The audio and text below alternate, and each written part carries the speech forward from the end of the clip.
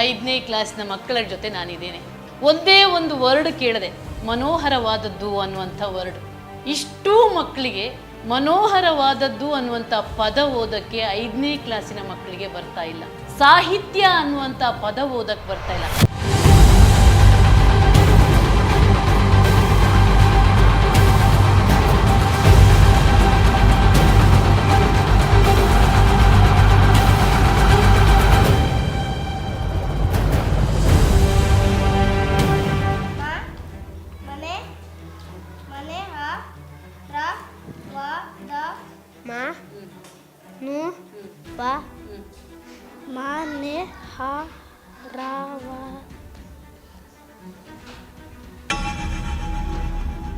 Text ಬುಕ್ಕಿನ ಮೊದಲ ನೋಡಿ, ಈ ಒಂದು ಪಾಠದ್ದು ಮೊದಲ ಪದ ಕನ್ನಡ ಸಾಹಿತ್ಯ ಅನ್ನುವಂಥ ಸಾಹಿತ್ಯ ಓದ್ಲಿಕ್ಕಾಗಲಿಲ್ಲ. ಮನೋಹರವಾದದ್ದು ಅನ್ನುವಂಥದ್ದು ಒಂದು ಪದ ಓದಕ್ಕೆ ಇಡೀ ಕ್ಲಾಸಿನ ಮಕ್ಕಳಿಗೆ ಆಗ್ತಾ ಇಲ್ಲ ಅಂತಂದರೆ, ನಾನು ಈ ಮಕ್ಕಳನ್ನ ಯಾವ ಕಾರಣಕ್ಕೂ ತಮಾಷೆ ಮಾಡೋಕ್ಕಾಗಲಿ ಅಥವಾ ಅವರನ್ನು ಹೀಯಾಳಿಸ್ಬೇಕಾಗ್ಲಿ ಅನ್ನೋದಕ್ಕೆ ಖಂಡಿತ ಈ ಒಂದು ಪ್ರಯೋಗ ಮಾಡ್ತಾ ಇಲ್ಲ. ಬದಲಾಗಿ ಈ ಮಕ್ಕಳಿಗೆ ಕೊಡ್ತಿರುವಂಥ ಶಿಕ್ಷಣದ ಮಟ್ಟ ಯಾವ ರೀತಿ ಇದೆ ಅನ್ನೋದನ್ನ ಮುಖ್ಯಮಂತ್ರಿಗಳ ಮುಖಕ್ಕೆ ತೋರಿಸೋಕ್ಕೆ ಈ ಪ್ರಯೋಗವನ್ನ ಮಾಡ್ತಾ ಇದ್ದೀನಿ. ನಾನು ಯಾಕೆ ಮುಖ್ಯಮಂತ್ರಿಗಳನ್ನೇ ಇಲ್ಲಿ ಒತ್ತುವಾಗಿ ಹೇಳ್ತಿದ್ದೀನಿ ಅಂತಂದ್ರೆ, ಈಗ ಮುಖ್ಯಮಂತ್ರಿಗಳೇ ಬುಡಕಟ್ಟು ಪಂಗಡಗಳ ಕಲ್ಯಾಣ ಸಚಿವರಾಗಿದ್ದಾರೆ.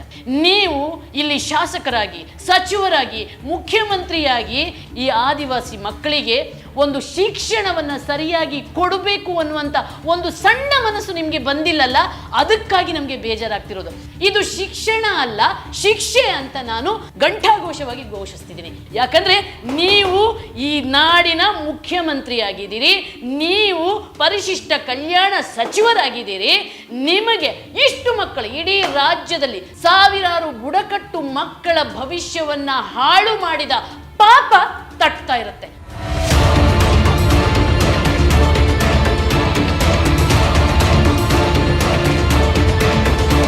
ಈ ಆಶ್ರಮ ಶಾಲೆಗಳು ಬಂದು ಸುಮಾರು 1952ರಿಂದ ಪ್ರಾರಂಭ ಆಗಿರ್ತಕ್ಕಂಥದ್ದು. ಅದರಲ್ಲೂ ವಿಶೇಷವಾಗಿ ನಮ್ಮ ಬುಡಕಟ್ಟು ಮಕ್ಕಳಿಗೇನೆ ಶಿಕ್ಷಣ ಅನ್ನೋದನ್ನ ಇಟ್ಕೊಂಡು ಈ ಒಂದು ಕಲ್ಪನೆನ ಪರಿಶಿಷ್ಟ ವರ್ಗಗಳ ಕಲ್ಯಾಣ ಇಲಾಖೆ ಇದನ್ನು ನಿಯೋಜನೆ ಮಾಡ್ಕೊಂಡು ಕಾರ್ಯಕ್ರಮವನ್ನು ರೂಪಿಸಿದೆ.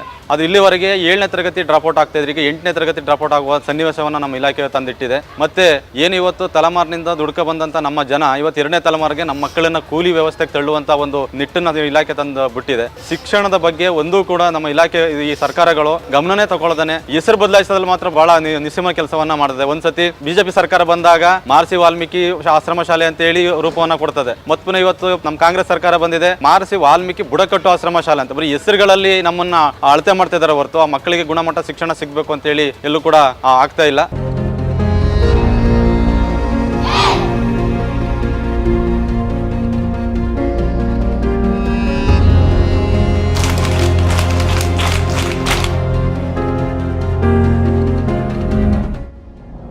ಎಂಟನೇ ತರಗತಿ ವಿದ್ಯಾರ್ಥಿಗಳಿಗೆ ದೀಪದ ಓದಕ್ ಬರಲ್ಲ. 8th ಸ್ಟ್ಯಾಂಡರ್ಡ್ ಹಿಂಗ ಯಾಕೆ 20 ಜನ ಆಗಿದಾರಲ್ಲ, 8ನೇ ಕ್ಲಾಸ್ ಮಕ್ಕಳ ನೀವು. ಯಾವ್ಯಾವ ಪಾಠ ಇದೆ ಗೊತ್ತಾ ನಿಮ್ಗೆ ಈ ಸಲ? ಏನಿದೆ ಮಗ? ಫಸ್ಟ್ ಇದು ಓದ್ತಾ ಇದು ಯಾಕೆ ಗೊತ್ತಿಲ್ಲ? ನೀನಿಲ್ವರ ಅದು ಏನದು? ಅಯ್ಯನ್ ಅಂದ್ರೆ ಏನು? ಇದು ಮಗ THE ಅಂದ್ರೆ ಏನು? ದಿ ಅಲ್ವಾ ತಂದೆ? ದಿ ನೋಡಿ, ಹೊಸದಾಗಿ 8ನೇ ತರಗತಿಯನ್ನ ಆಶ್ರಮ ಶಾಲೆಯಲ್ಲಿ ನಮ್ಮ ರಾಜ್ಯದ ಕರ್ನಾಟಕ ಸರ್ಕಾರ ಇಂಟ್ರೊಡ್ಯೂಸ್ ಮಾಡಿದೆ. ಈ ಶಾಲೆಯಲ್ಲಿ 16 ಮಕ್ಕಳು 8ನೇ ಕ್ಲಾಸ್ ಸೇರಿದಾರಂತೆ. 3 ಜನ ನಾವು ಇವತ್ತು ಬಂದಾಗಿದ್ದಾರೆ. 8ನೇ ಕ್ಲಾಸ್ ತರಗತಿಯ ಇಂಗ್ಲಿಷ್ ಪಠ್ಯದ ಮೊದಲ ಪಾಠದ ಮೊದಲ sentence A day in the ashram ಅಂತ ಏನು ಅಂತ ಓದಿ ಅಂತ ನಾನು ಕೊಟ್ಟೆ.